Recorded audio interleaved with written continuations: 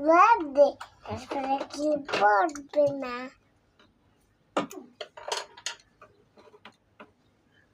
ধরে গাড়ি করে নিয়ে যাবো না আমি দৌড়ে দৌড়ে যাবো দৌড়তে পারবি না আমি তাহলে বিড়ালের বাচ্চাটা কখন আনতে যাবে?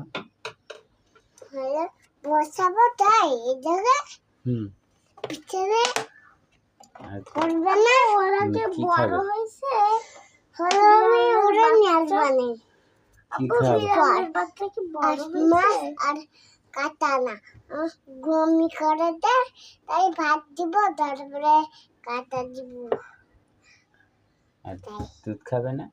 দুধ খাবে তো তারপরে আবু ওরা কি বড় হয়েছে বড় হয়নি ফাইলা হয়নি